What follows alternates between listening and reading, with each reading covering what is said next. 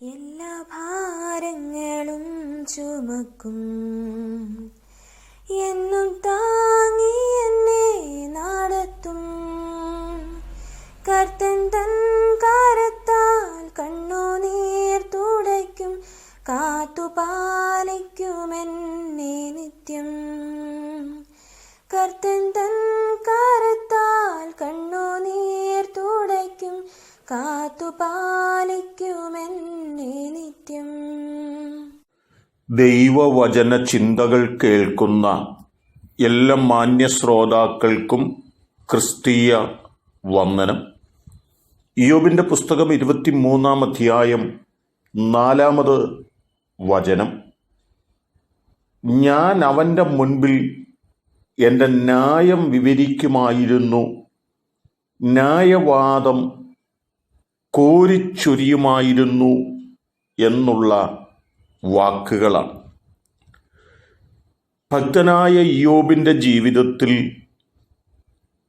ന്യായങ്ങളൊക്കെയും അന്യായമായി തീരുകയും തൻ്റെ സങ്കടങ്ങളും തൻ്റെ വേദനകളുമൊക്കെ ഒന്ന് പറയുവാനൊരിടമോ വ്യക്തമായത് കേൾക്കുവാനൊരാളോ ഇല്ലാത്തതിൻ്റെ സങ്കടം തൻ്റെ വാക്കുകൾക്കകത്ത് പ്രകടമാകുകയാണ്. ഉൽപ്പത്തി പുസ്തകം 42-ാം അധ്യായത്തിലേക്ക് നാം ഒന്ന് കടന്നു വന്നാൽ 21-ാമത്തെ വാക്യം വായിക്കുമ്പോൾ ആ വാക്യത്തിലൂടെ മനസ്സിലാക്കുവാൻ കഴിയുന്നത്, സഹോദരന്മാരുടെ ക്ഷേമം അന്വേഷിച്ച് പുറപ്പെട്ട യോസേപ്പ് സഹോദരന്മാരുടെ അരികിൽ കടന്നു വന്നപ്പോൾ സഹോദരന്മാർ തന്നെ അകാരണമായി ഉപദ്രവിക്കുമ്പോൾ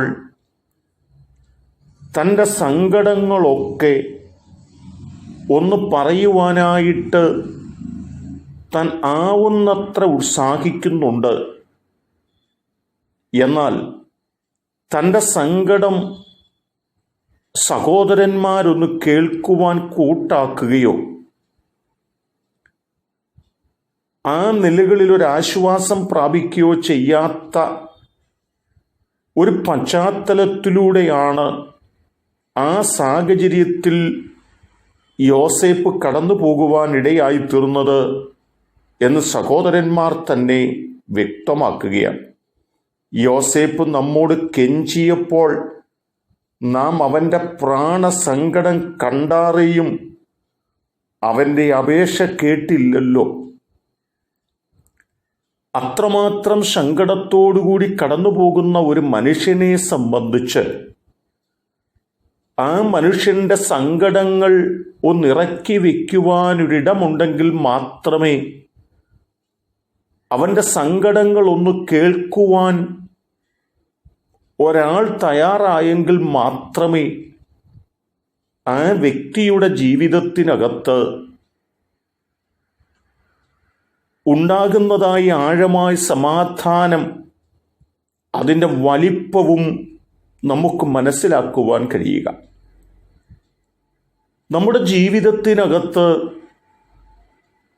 ആഴമായ സങ്കടങ്ങളും വേദനകളും ഒക്കെ കടന്നു വരുമ്പോൾ ആ സങ്കടങ്ങളും വേദനകളും ഒക്കെ പോയി പറയുവാനൊരിടമുണ്ടെങ്കിൽ നമുക്കൊരാശ്വാസമാണ്. നമ്മെ കേൾക്കുവാനും നമ്മെ ഒന്ന് ചേർത്ത് പിടിക്കുവാനും നമ്മെ ഒന്ന് ആശ്വസിപ്പിക്കുവാനും ആരെങ്കിലും ഉണ്ടെങ്കിൽ അത് നമുക്കൊത്തിരി ആശ്വാസമാണ്. എന്നാൽ വിശുദ്ധ ബൈബിൾ നമ്മെ ഓർപ്പിക്കുന്നത്, ഒരു നാളും ഞാൻ നിന്നെ കൈവിടുകയുമില്ല, ഉപേക്ഷിക്കുകയുമില്ല, നിനക്ക് വന്നൊളിച്ചിരിപ്പാൻ ഒരു സങ്കേതമാണ് ഞാനെന്ന് പറഞ്ഞ